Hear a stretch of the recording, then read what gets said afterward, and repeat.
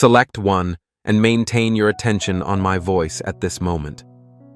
Silence the oppressive pressure in your chest, which indicates that you have erred in your interpretation of God's plan.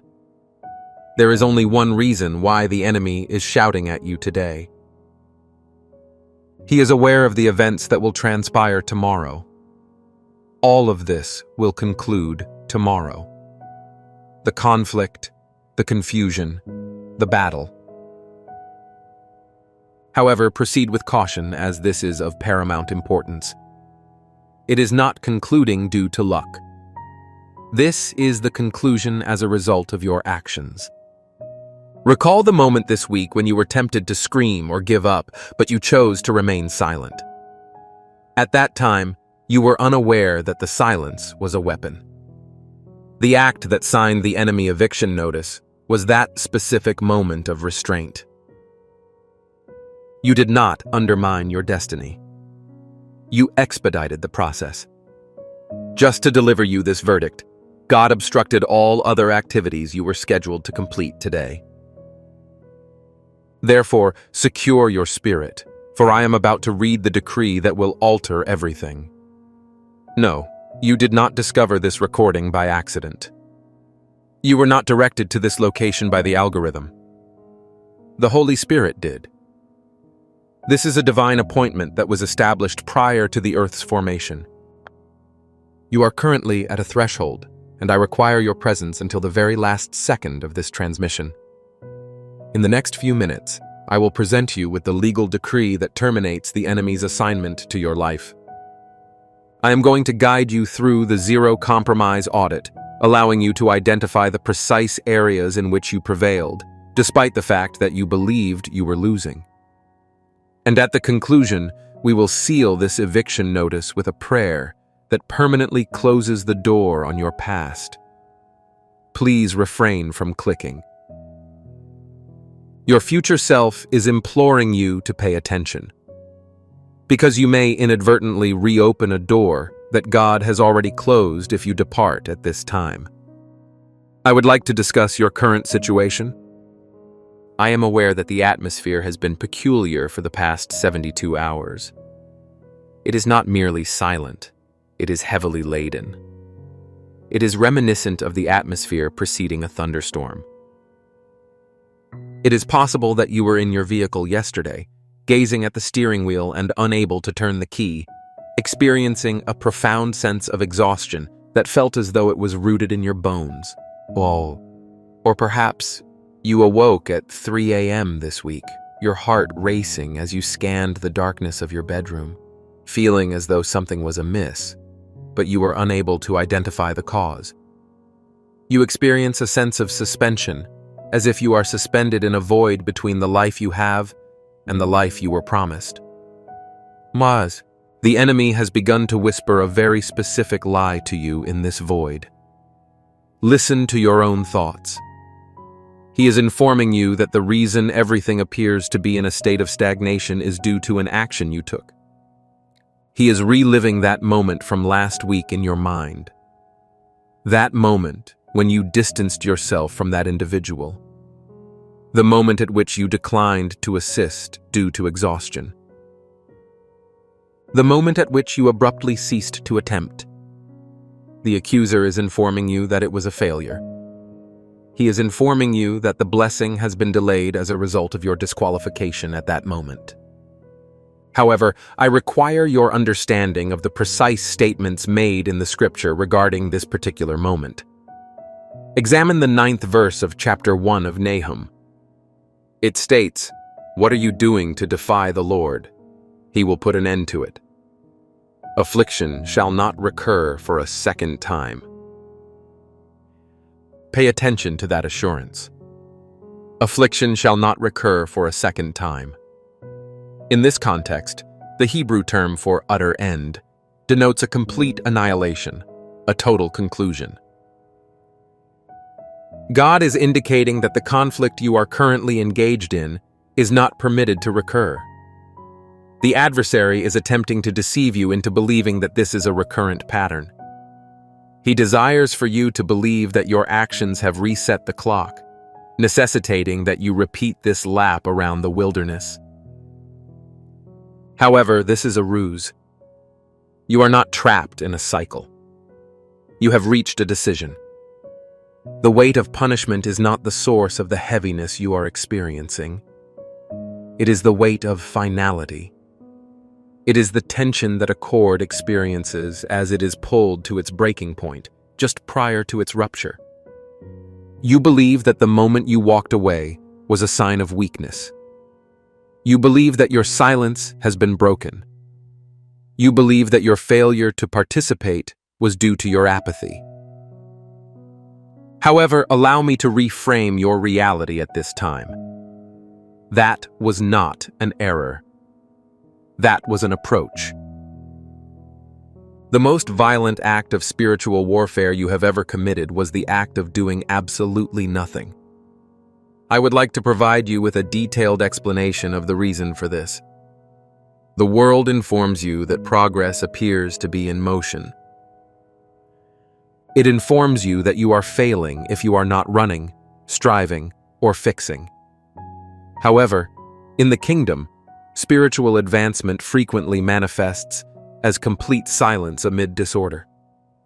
What you perceived as surrender was actually a form of holy refusal. Holy refusal is the act of ceasing to provide the enemy with the reaction that he is seeking. Observe that the adversary is unable to generate energy. He is only capable of stealing yours. He incites you to panic by presenting you with a crisis.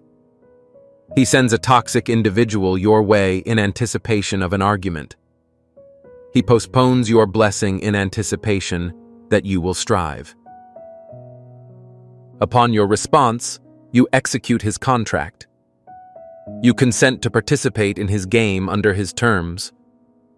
However, the moment you ceased, went silent, and declined to participate, you did not abandon the battle.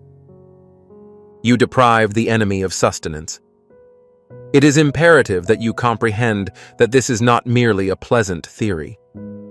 This is a biblical mandate that has been misinterpreted in your mind for years. We must examine Ephesians chapter 6, verse 13. You have heard it on 1,000 occasions. It states, "And having done all that is necessary to stand, simply stand." This is perceived as passive in the English language. This sounds like loitering. It seems as though you are passively waiting for God to appear without taking any action. However, this is due to the fact that the English translation fails to capture the intensity of the original language. The Greek term for stand is histemi. Pay attention to the force of that phrase. Histemi. It does not imply that one should remain in a particular location. It is a military term that refers to the ability to maintain a critical position in the face of intense fire without yielding a single inch of ground. It refers to the construction of a fortress that is immovable. Soldiers are not recharging when they participate in hystemia. Each muscle is contracted. Each sense is attuned. He is employing an immense amount of force to maintain his position in the face of the pressure that is attempting to push him back. Therefore, examine the past few days from this perspective. Histamine occurred when the fear attempted to induce panic, and you opted to remain seated and breathe. That was hystemi when that individual attempted to provoke an argument in order to steal your peace, and you chose to put down the phone and remain silent. You were maintaining the line. By refusing to be influenced by the visible circumstances, you were establishing your spiritual authority. You were practicing holy refusal. Additionally, the enemy is currently without ammunition as a result of your retention of that position. With the expectation that you would react, he launched his most powerful shot at you, but you remained steadfast. This is the reason for the changing atmosphere. The test is successfully completed by refusing to relinquish your tranquility rather than by conquering a city. We will now implement this. We are going to demonstrate to your logical mind that you have already prevailed in this conflict. We are going to conduct an audit that I refer to as the Zero Compromise Audit. I do not desire for you to relocate your physical body. Rather, I desire for you to relocate your memory. I would like you to redirect your internal gaze and examine the past 72 hours of your life. We are going to locate the evidence of your victory. Visualize the timeline from 3 days ago to the present moment. I would like you to identify the precise moment at which the pressure reached its peak.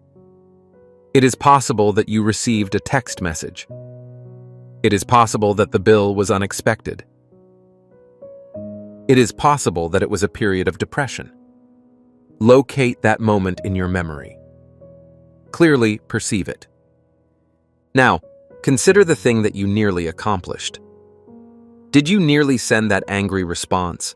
You nearly reached out to the individual whom you are aware should not be contacted. You were on the brink of making a decision due to fear.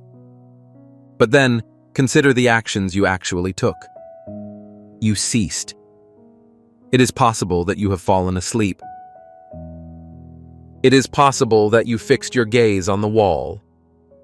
It is possible that you shed tears. However, you refrained from making any concessions. The agreement with the enemy was not executed by you. Your triumph is situated in the space between the overwhelming desire to react and the decision to remain tranquil. The holy refusal is that gap. I would like you to mentally apply a red stamp to your mind at this moment. Visualize it. This stamp is declared null and void.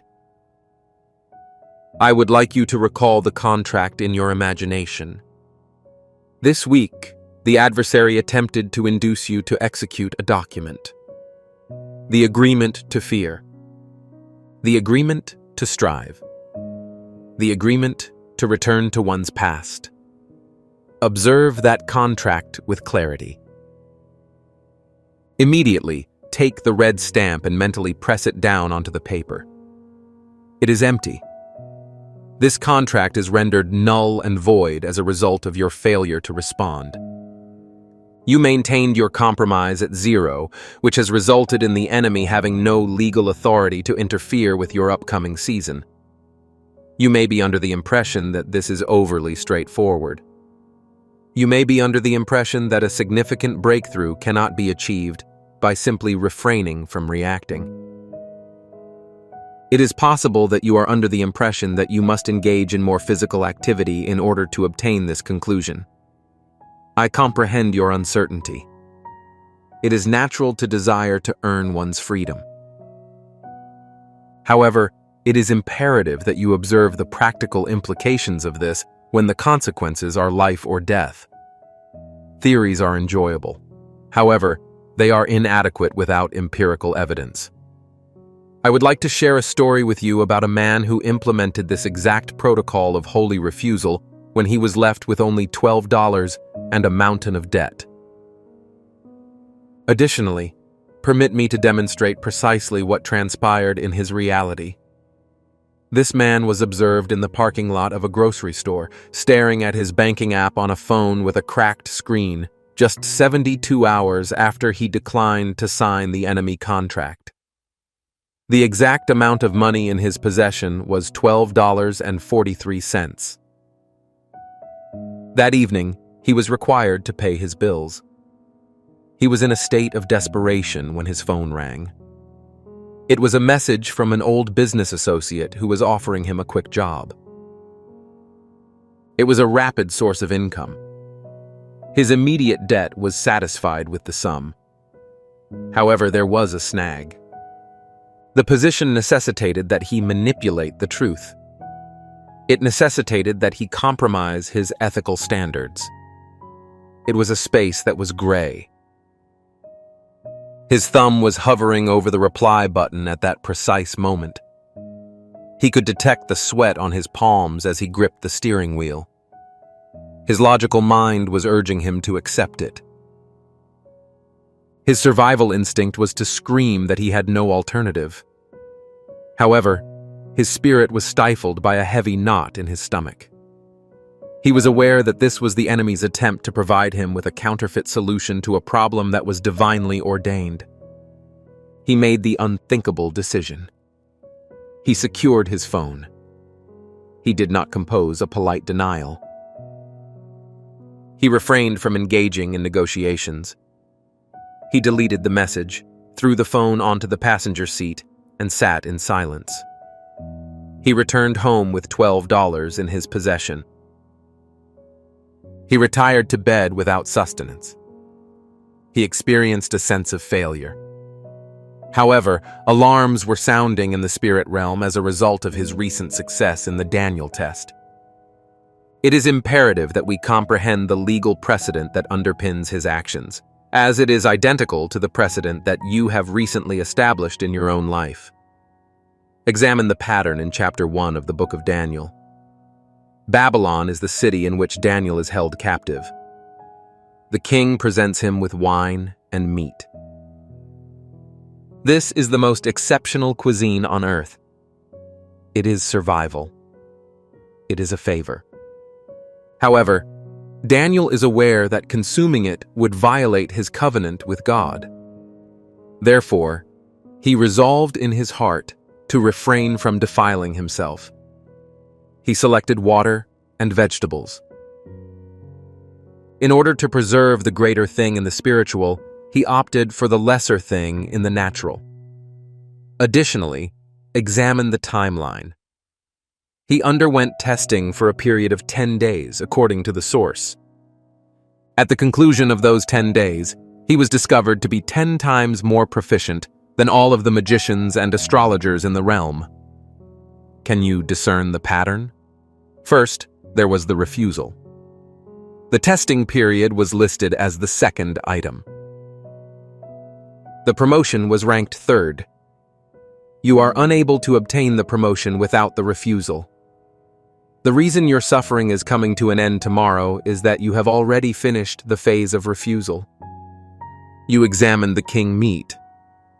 The compromise was examined by you.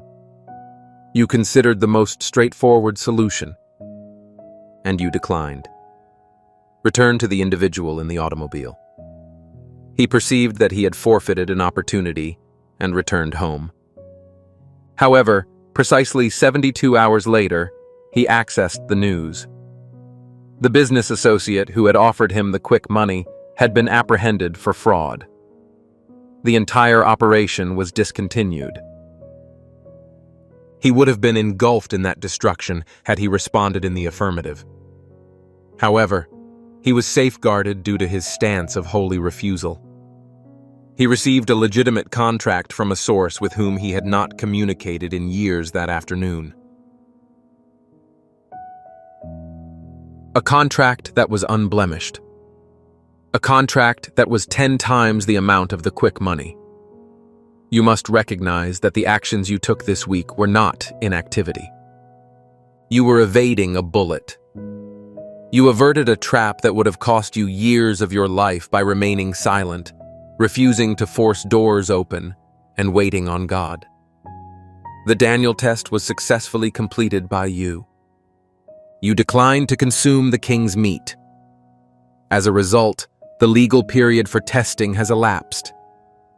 The 10-day period has concluded. The decision has been rendered. However, I urge you to pay close attention, as we are rapidly approaching the most perilous phase of this transition. The enemy is aware that you have successfully completed the course.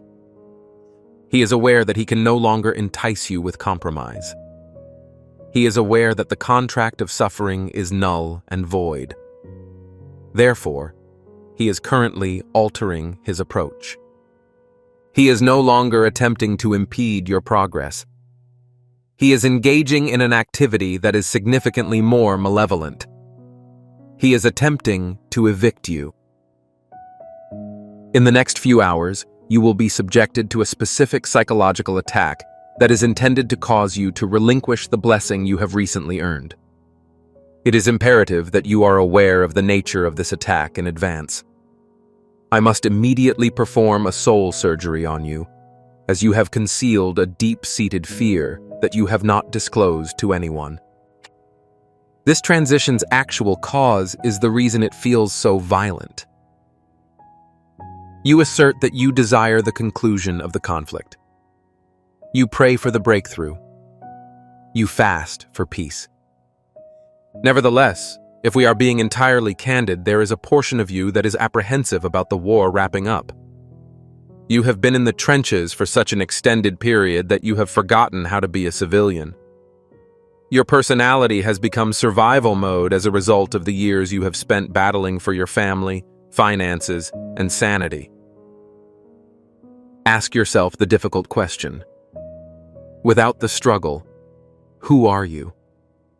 When there is no crisis to resolve, who are you? When there is no adversary to contend with, who are you? Does that idea frighten you? You perceive peace as suspicious. Your nervous system does not relax when conditions become tranquil. It experiences a state of panic. You believe that the silence is simply the tranquility preceding another storm. You are anticipating the arrival of the subsequent shoe. You have developed an addiction to the cortisol released during the battle. And at this moment, as you stand on the brink of this new season, your spirit is attempting to cross over, but your flesh is attempting to entice you back into the pain, as the pain is familiar and the freedom is unknown. This is precisely what transpired in the book of Exodus. The psychology of the Red Sea moment is frequently overlooked. We believe that the Israelites were merely apprehensive about the presence of Pharaoh's army behind them. However, observe what they yelled at Moses. They asked, their voices trembling, "Why did you bring us out here to die? Was the number of graves in Egypt insufficient? Pay attention to that." Quite literally, they were imploring to return to slavery. For what reason? As a result of their familiarity with the regulations in Egypt. Despite their status as slaves, they were aware of their identity. However, they experienced an identity crisis while in the wilderness, confronted with the freedom of the promised land. They favored the familiar hell over the unfamiliar heaven. Your current location is at the Red Sea. The waters are receding in front of you, and the enemy army is situated behind you. Additionally, the anxiety you are experiencing today is not indicative of imminent defeat. It is due to the fact that you are on the brink of independence and have not yet acquired the necessary skills to operate in a free state. This is recognized by the adversary. He knows he cannot legally touch you anymore because you passed the Daniel test. He is aware that the contract is null and void. He is aware that the angels have been dispatched and that the blessing has been released. Consequently, the following is the unexpected twist that fundamentally alters your perspective on this week. The enemy is no longer attempting to impede your progress by attacking you. He is attempting to evict you by attacking you. There is an immense disparity.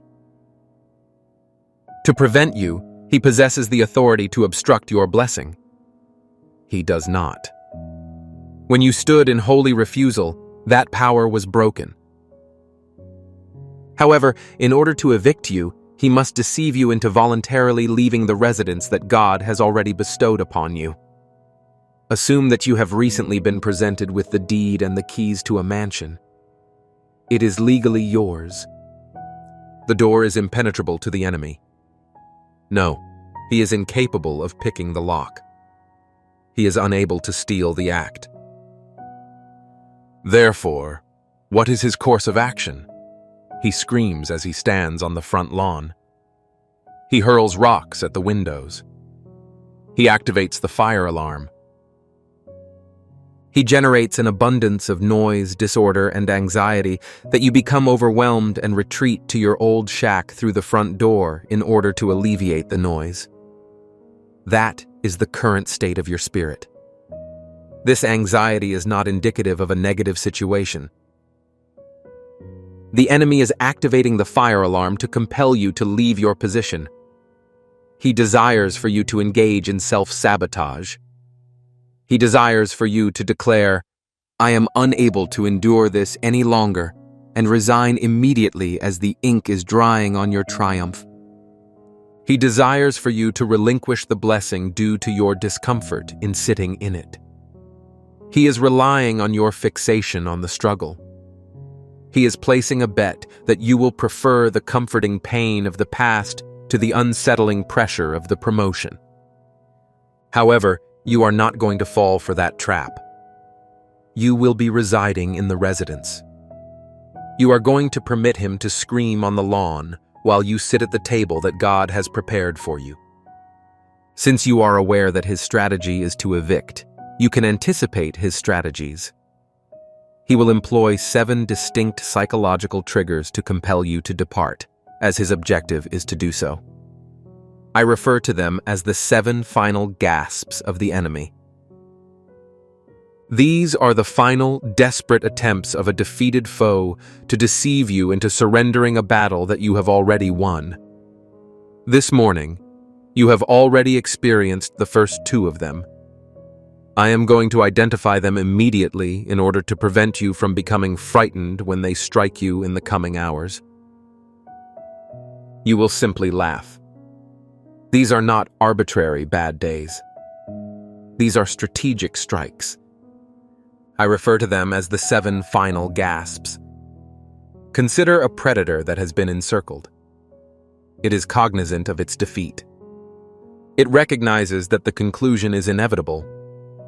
However, it will thrash and bite with greater intensity in the final moments before it expires. Right now, that is the situation that you are experiencing. The adversary is aware that he has lost the battle for your soul, and as a result, he is attempting to secure your attention. He desires that you focus on the storm rather than the Savior. He desires that you concentrate on the noise rather than the victory. However, we are currently going to disclose his strategy. We will raise awareness of these traps to prevent you from falling into them when they emerge. You merely pass over them. I refer to the initial gasp as the recall. A ghost from your past will attempt to manifest in your present within 24 hours of your spiritual breakthrough. Consistently, it transpires. Once you make the decision to proceed, and your phone abruptly vibrates. It is an ex-partner from whom you have not heard for several months. It is a friend who is toxic and is simply checking in. A family member is the source of the call, and their sole purpose is to inject drama. Or occasionally, it is simply a vivid recollection of a past failure that unexpectedly overwhelms you and causes you to feel paralyzed by shame. What is the reason for his actions? He is interested in determining whether you are still emotionally attached to Egypt. He is curious to determine whether you will allow the familiar pain to infiltrate your life. He is verifying the lock to determine whether he still possesses the key to your emotions. Your response must be complete silence. Please refrain from responding. Please refrain from providing an explanation. Do not even consider the possibility. Eliminate the text. Abandon the memory. Convince the spiritual realm that the previous version of yourself is no longer alive, and that the new version of yourself does not comprehend the language of the past. The phantom pain is the second gasp. You may experience an abrupt sensation of heaviness in your body upon awakening. A headache that is not caused by a medical condition. The sensation of exhaustion that overtakes you at noon and prompts you to retreat to your bed. Despite the fact that you were in good health yesterday, you may experience physical symptoms. You suspect that there is an issue with your health. You believe that you are insufficient. False. This is a form of somatic interference. Your vessel is under attack by the enemy due to his inability to penetrate your spirit. His intention is for you to collapse in a state of defeat. He desires for you to assert that I am too fatigued to accept the blessing. Refuse to acknowledge that diagnosis. Refrain from asserting that illness. I would like you to imagine that the heaviness is a dark cloud that is hovering over your skin at this moment. Destroy it in your mind. Instruct your body to align with the victory that you have experienced in your spirit. There is no truth to this suffering. It is a shadow, and shadows are incapable of causing harm unless one has faith in them. The financial scare is the third gasp. This is the most prevalent trap, and it catches a significant number of the chosen ones off guard. A sudden, unforeseen expense will arise immediately prior to a significant financial release. Your car breaks down. A bill that was overlooked is received in the mail. An unexpected fee is deposited into your bank account. The timing is consistently accurate. It transpires precisely when you elect to entrust your finances to God. For what reason? As a result of the enemy's desire to foster a poverty mindset. He desires that you panic. Right before God pours abundance into them, he desires that you clench your hands in fear of lack. And if you clench your hands in fear, you will be unable to receive the overflow. Appreciate the nature of this bill. It serves as an interruption. A bluff. Refrain from allowing your heart rate to increase. Examine that expenditure and mentally assign it to the category of paid. The enemy is merely attempting to impose a tax on a blessing that he is unable to halt. The initial 3 traps are external. Although they are irritating, they are effortless to identify once one is acquainted with the playbook. They are merely background noise. However, the subsequent 4 traps are significantly more hazardous due to their internal nature. They do not target your wallet or phone. They target your subconscious mind. As you are asleep and defenseless, they strike you. In particular, the 4th trap is an incident that occurred to you last night. You likely dismissed it as a mere bad dream, but it was actually a spiritual invasion that was intended to instill a seed of doubt in your spirit before you awoke. The dream attack is the 4th gasp. This occurred to a significant number of you last night. Although you retired to bed with a sense of optimism, you were enveloped in vivid, chaotic nightmares. It is possible that you had a dream in which you were ensnared in a maze, re-entered a residence that you occupied a decade ago, or were pursued by an entity that was invisible to you. You awoke feeling depleted rather than rejuvenated. You awoke with a dense fog of perplexity obscuring your thoughts. This is a strategic move. The adversary is aware that he is unable to access you while you are awake and defending your thoughts, so he attempts to infiltrate your subconscious while you are asleep. He intends to sow a sentiment of apprehension in your mind prior to your feet ever touching the ground. Do not analyze these dreams. Please refrain from conducting an internet search for their definition. They are spiritual spam. At this moment, I would like you to envision a delete button in your mind. View the perplexing images from last night and mentally press the delete button. They do not possess any authority over your day. The isolation pressure is the 5th gasp. You will experience a profound sense of isolation within the next few hours. You will experience the sensation of speaking a different language when you observe your family, friends, and spouse. You will be compelled to provide an explanation in order to ensure that they comprehend the circumstances you are experiencing. Refrain from executing the action. There is a trap here. The adversary desires for you to expose your pearls to the pigs. He desires for you to expend your spiritual energy in an effort to prove yourself to individuals who are dedicated to misinterpreting you. Accept the solitude. It is not a form of rejection. It is safe. You are currently in the cocoon phase of the transformation, and a cocoon can only accommodate one individual. The imposter syndrome is the sixth gasp. This is the voice that will whisper, "Who do you believe you are to receive this blessing?" It will serve as a reminder of your past errors. Your lack of qualifications will be highlighted. It will inform you that you are a fraud, and that everyone will discover this. The purpose of this trap is to induce you to decline the invitation to advance to the next level. Acknowledge its nature. The statement is false. Your perfection does not qualify you. Your calling qualifies you.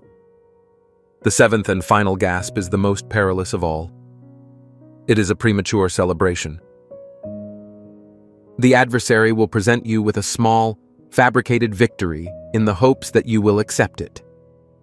He will send a small sum of money or a partially open door in the hopes that you will relinquish your pursuit of a complete breakthrough. When you are intended to ascend the mountain, he desires that you park on the beach.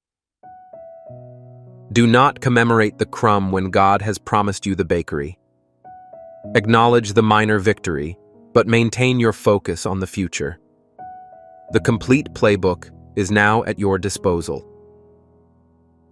The traps are visible on the board. However, comprehension of the opposite course of action is only half the battle. It is imperative that you are aware of the precise actions to take during these final critical hours. Presently, you are in a region of transition. Consider it analogous to a spaceship transitioning from the vacuum of space to the atmosphere of a new planet. To prevent an explosion upon entry, it is necessary to pass through an airlock chamber and pressurize the vessel. I will provide you with the 24-hour airlock protocol. This will serve as your operating system for the subsequent day. Stabilizing one's spirit necessitates 3 internal actions. The initial step is to cleanse one's mind. The scripture in Isaiah chapter 43 states, "Do not remember the former things, nor consider the things of old." Observe, I will execute an innovative action. The instruction is frequently overlooked, despite the fact that we frequently quote it. The new thing cannot be perceived if your mind is overloaded with the old. The Hebrew word for perceive in that context is yada, which denotes an intimate understanding and experience.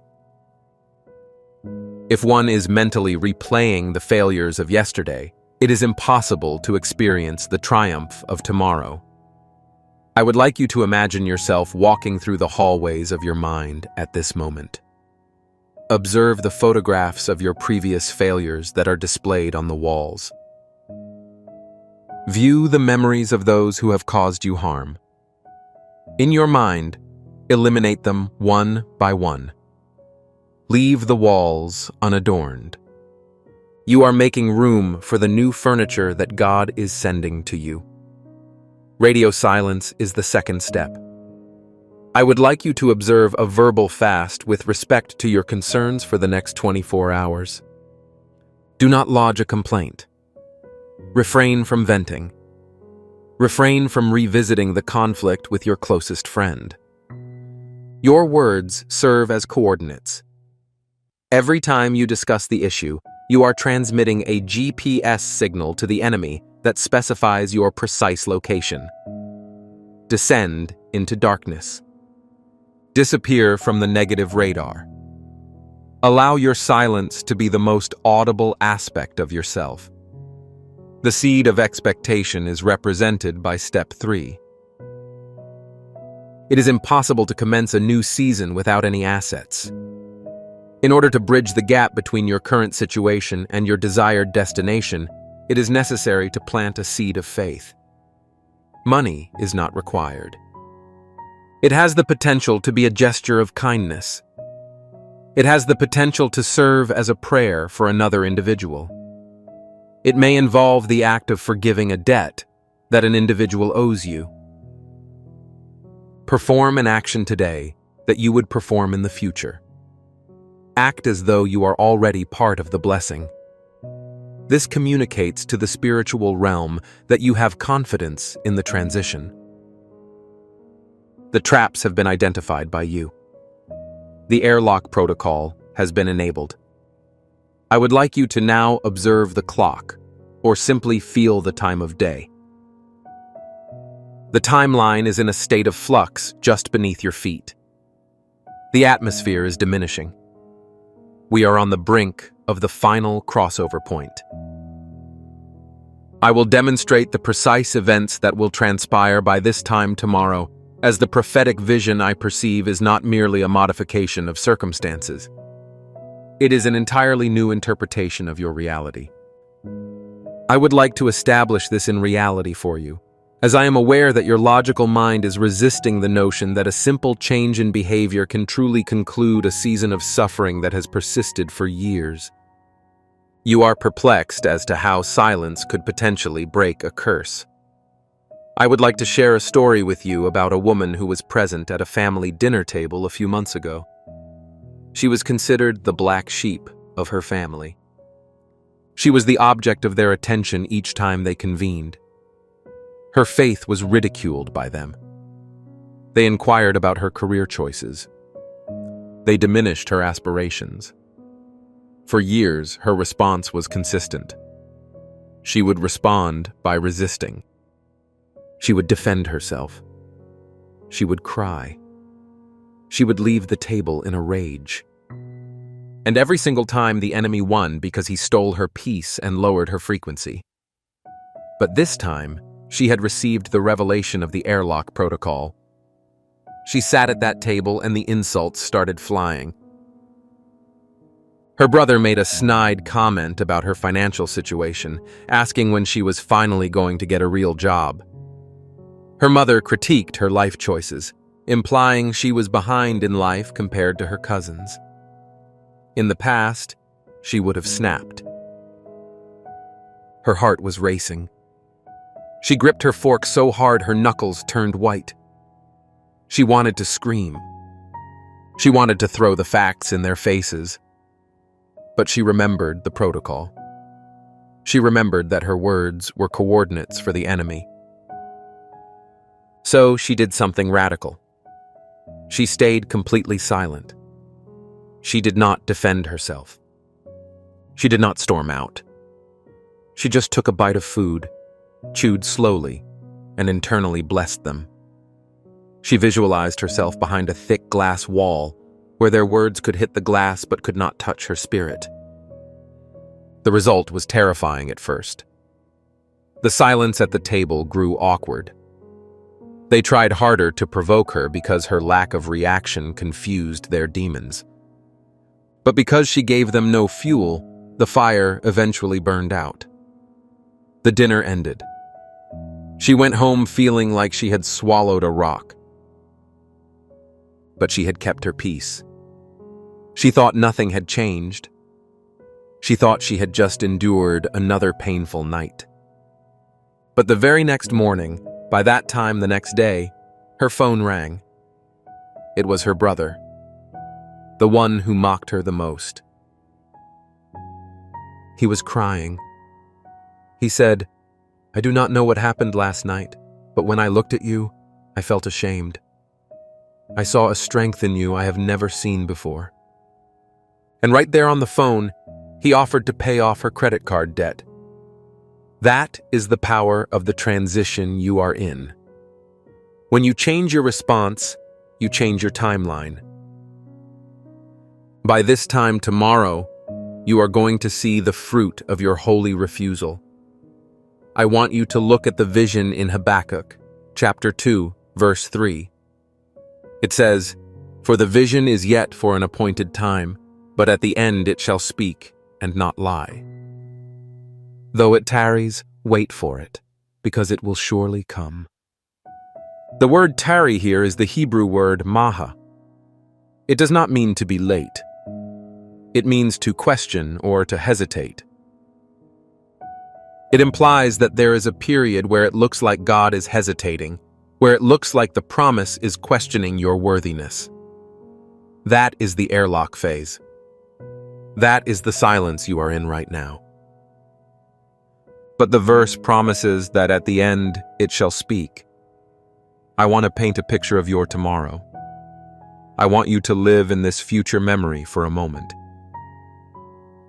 By this time tomorrow, the silence will break. The answer you have been waiting for will speak. The situation that has been lying to you, telling you that you are a failure, will be exposed as a fraud.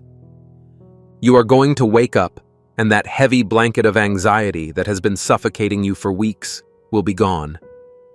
You will take a deep breath, and it will go all the way to the bottom of your lungs for the first time in months. The knot in your stomach will be untied. You will look at your phone and you won't feel dread. You will feel expectancy. You will look in the mirror and you won't see a victim. You will see a veteran who survived the war. The conflict has concluded. The soldiers are going home. And you are left standing in the field, not as a prisoner, but as a conqueror holding the spoils of the battle. But we cannot just hope for this. We must seal it. We must take this legal decree we have drafted over the last few minutes, and we must stamp it in the courts of heaven. We are moving now from the classroom to the courtroom. I need you to shift your posture because your body language speaks to your spirit. If you are in a place where you can do so safely, I want you to physically stand up right now. Do not just sit there passive. Stand up. If you are driving, grip the steering wheel with a new authority. If you are lying down, sit up on the edge of your bed. We are about to enter the presence of the King. You do not enter the King court slouching. You do not enter defeated. You enter with your head high, knowing who your Father is. Put your hand over your heart. Feel that rhythm. That is the drumbeat of a warrior who survived the night. Close your eyes to the physical room around you and open your spiritual eyes. Visualize a courtroom. See the accuser standing there with his list of your failures. See the lies he has told you about your identity. And now look at the bench. See the judge slamming the gavel down. The court is in session. The verdict is ready to be read. We are about to close this chapter of your life forever. Do not lower your hands. Keep them in your heart. Keep standing. I know your legs might feel weak. I know your mind is telling you this is foolish. I know there is a voice screaming at you to sit down and check your notifications. That is the resistance of the old season trying to pull you back into gravity. But you are currently breaking the gravitational pull of your past. We are not just praying right now. We are ascending. We are stepping out of the dimension of time and space. And we are stepping into the dimension of authority. I need you to visualize the room you are standing in right now. Naturally, it looks the same. You see the same walls. You see the same furniture. But in the spirit, the roof has been peeled back. There is a pillar of fire connecting where you stand straight to the throne room.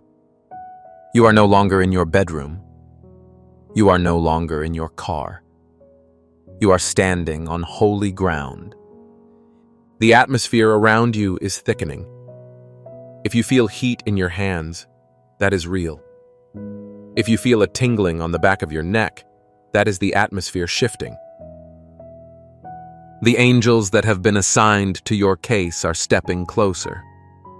I speak to the spirit of heaviness that has been sitting on your chest for the last 40 days.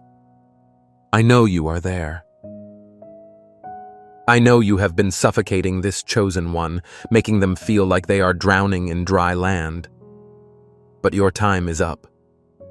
In the name that is above every name, I command the spirit of heaviness to lose its grip right now. Exhale. I want you to literally blow the air out of your lungs. Push it out.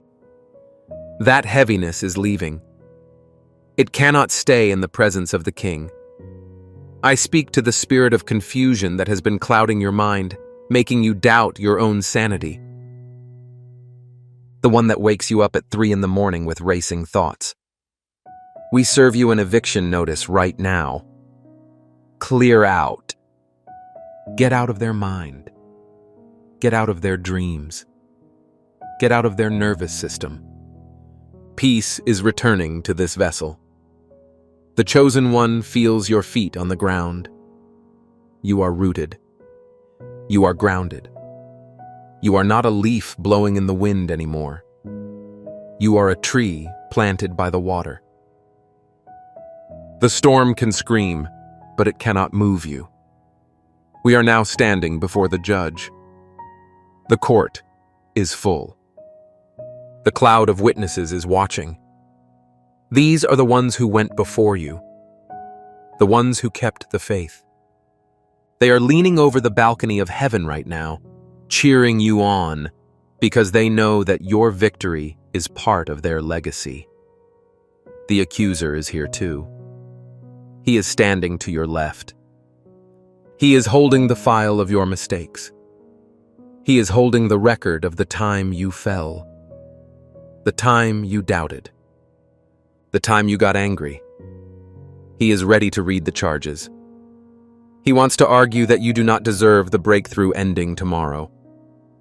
He wants to argue that you are disqualified by your past. But we have a silencer. We have an advocate who steps forward. He places his hand on your shoulder. Feel the weight of that hand. It is not heavy. It is warm. He looks at the judge and he points to the blood on the mercy seat. He says, "This one is mine. The debt has been paid. The file the accuser is holding is outdated.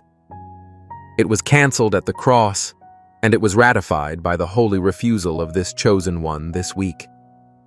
The judge is nodding. The gavel is raised. The atmosphere is ready for the decree. We are not asking God to do something he has already done. We are agreeing with what has already been written. We are about to open your mouth and speak the legal language that dismantles the enemy infrastructure in your life.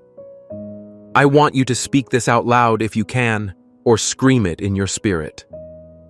We are going to address every trap, every lie, and every chain, one by one, and we are going to watch them shatter in real time. Now that the atmosphere is cleared, we move to the dismantling. We are going to go down the list of the 7 last gasps that the enemy tried to use against you this week, and we are going to break their legal right to exist in your future. Open your mouth and agree with me. If you cannot speak loud, whisper it. If you cannot whisper, scream it in your mind. I address the first trap, the recall, to every spirit of the past, every ex-lover, every toxic friend, and every old failure that tried to resurface in the last 24 hours to drag this chosen one back to Egypt. I serve you a restraining order right now. You have no jurisdiction here. The version of them that you knew is dead. I sever every soul tie. I burn every bridge you are trying to rebuild. I declare that the door to the past is shut and sealed with the blood, and you lost the key. I address the second trap, the phantom pain, to the somatic attacks on this body, to the heaviness, to the headaches, to the sudden exhaustion. I command you to lose your hold. This body is a temple of the Holy Spirit, not a dumping ground for demonic stress.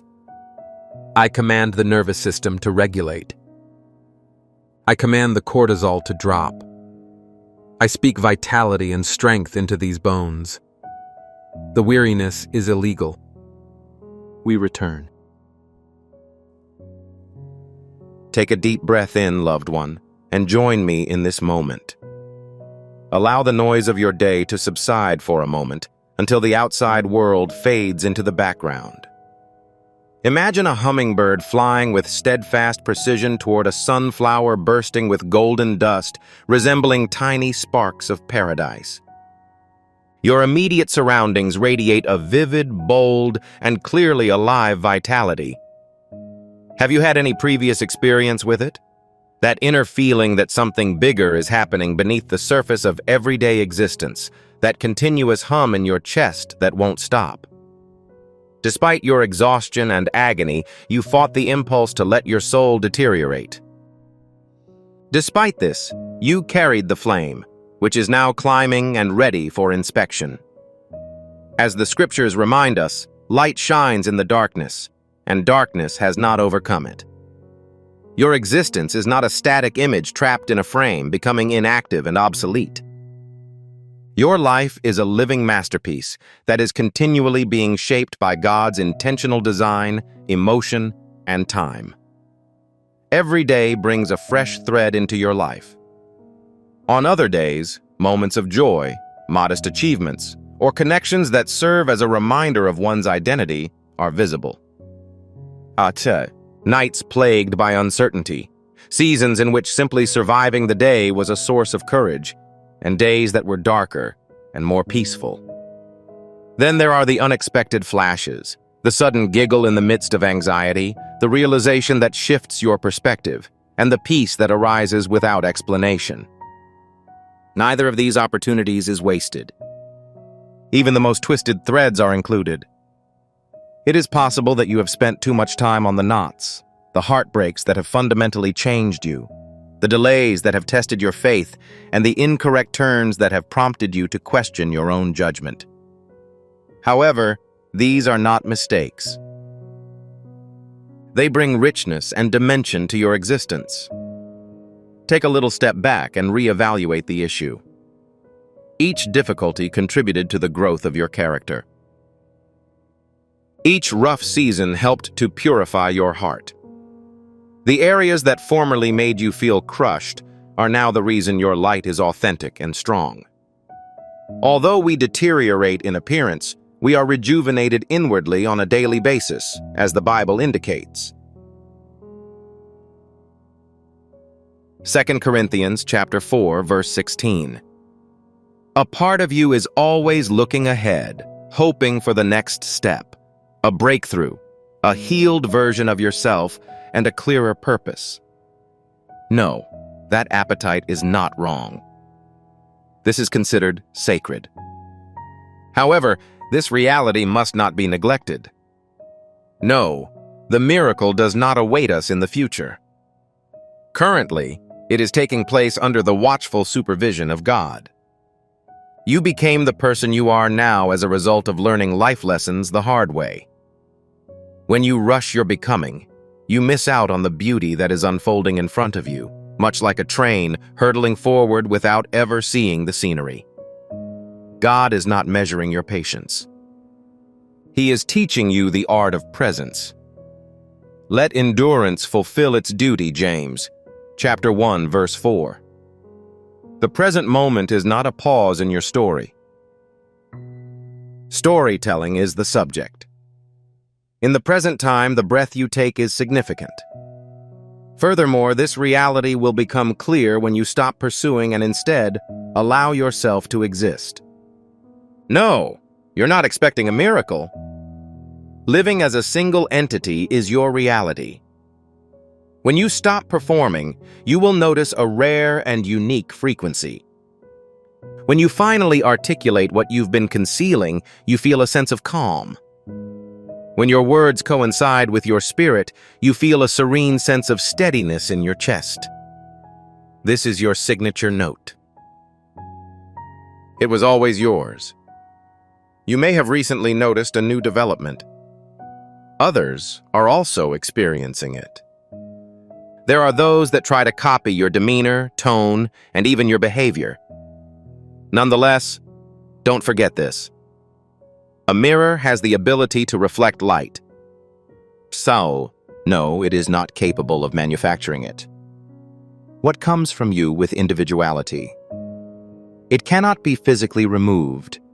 Instead, it is sensed. No, imitation isn't a threat. This is validation. This demonstrates that the things God has placed within you are significant.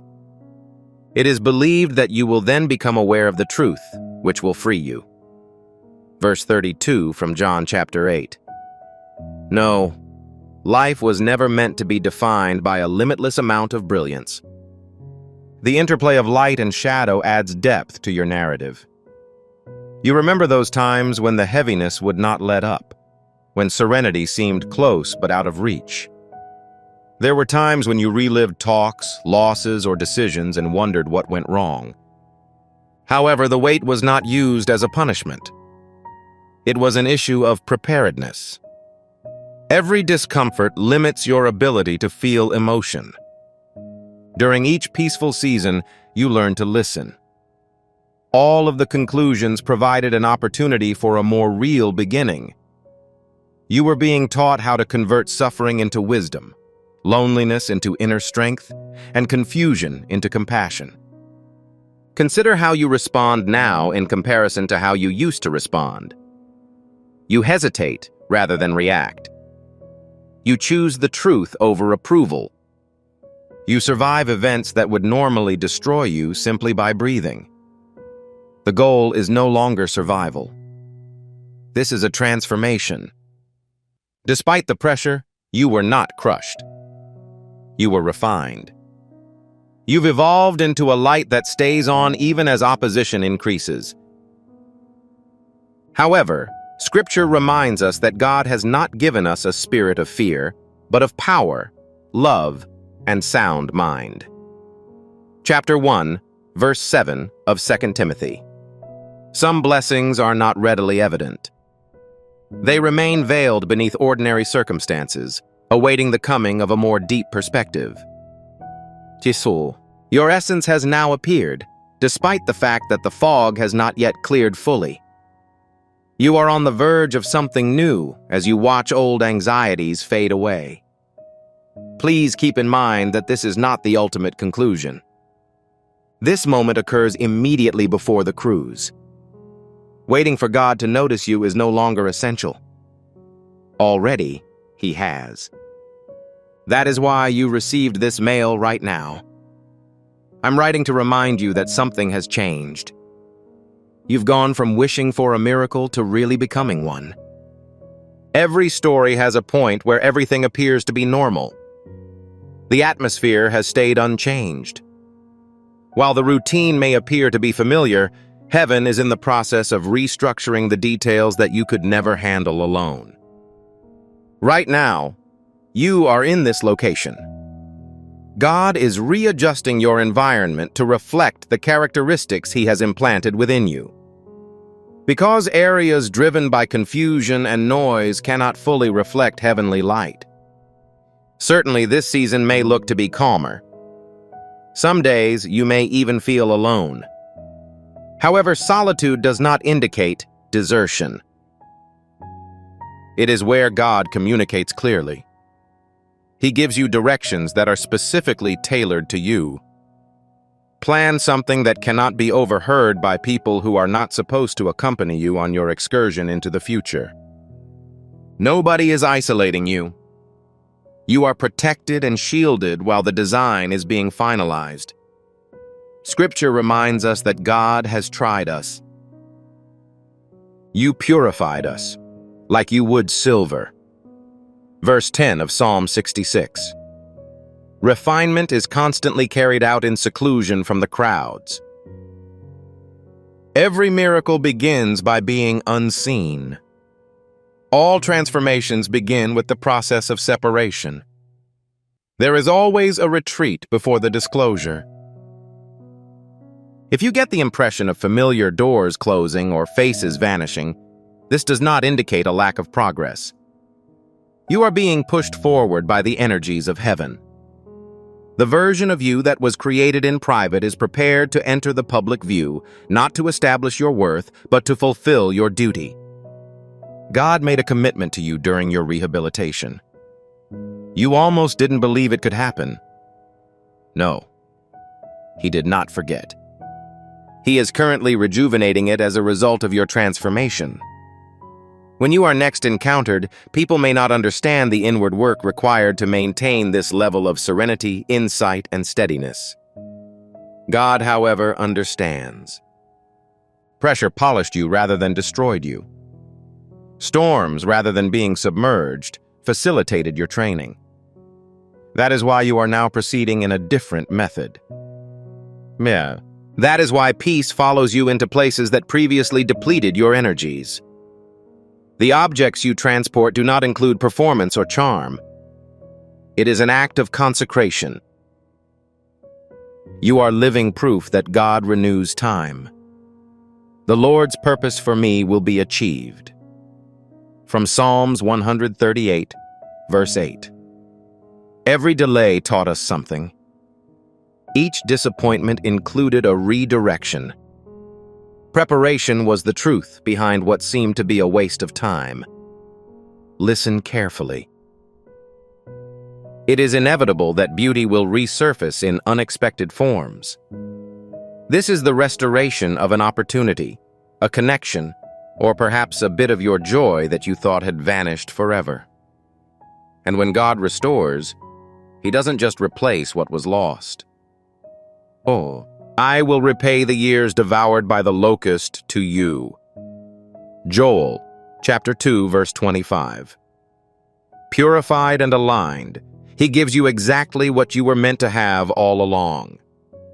You will notice an unusual harmony in the coming days. You will have an idea, which will manifest itself immediately after. You will be motivated to continue, and the way will become clearer. This is not just a coincidence. This is the process of coordinating. Grace arrives in waves. Your feeling of being behind will be replaced by one of being carried. Your feeling of being overlooked will be replaced by one of being precisely observed. The person who started this chapter is not the same as you.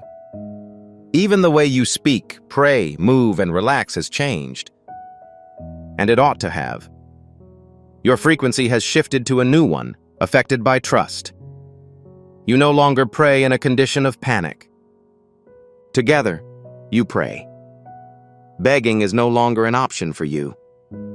Belief is yours. That is why blessings are now coming to you more quickly. Your spirit will no longer oppose them.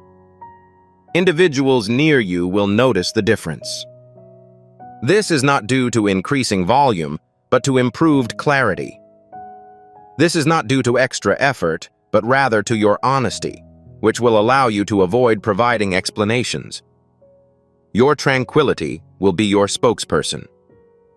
You accumulated puzzle parts that seemed impossible to join for a long time. Pain causes you to grow humble. An act of rejection that caused you significant harm. The quiet made you frustrated. However, God is about to disclose the whole picture to you. Pain produced wisdom. The rejection turned into empathy. Silence was turned into clarity. There was no waste. For the vision has yet to be realized at a specific time. Be patient, regardless of how long it takes. It is certain to arrive. Habakkuk, chapter 2, verse 3 has been quoted. This is the bridging moment, so you may feel like you're in limbo between your prior position and your approaching destination. The hallowed area in between. Heaven is currently completing what is not visible to the human sight. People will quickly proclaim that you have experienced a transformation, and you will quietly smile, knowing that it was no coincidence. It was the hand of God. He gently rebuilt you. Misunderstanding served as His protection. He translated the weight into a direction. He is now completing the circle. No, You're not being introduced to the world. You're being exposed. The version of you that prayed through tears, trusted through stillness, and matured through sorrow is approaching a phase where everything appears to make sense. No, this isn't a random discovery. Perseverance leads to divine timing. Maintain a strong presence. Draw a deep breath. With this understanding, move forward. God does not squander the seasons. He successfully finishes them. And you're at the start of a fulfilled promise. A masterpiece in motion. I am living proof that, despite the waiting and uncertainty, He was creating something wonderful called you. Thank you for staying with me until the end. If these words spoke to you and you felt a sense of serenity, clarity, or quiet strength, please put Amen in the comments to show your agreement with what God is doing in your life right now. And if you were reminded of someone who is going through a tough or uncertain time while listening, you might want to consider sharing this message with them. Even one word said at the appropriate time can have a big impact. Please subscribe so that we can continue on this path together. Do not forget that you are dearly loved, protected, and directed, even if the route appears confusing.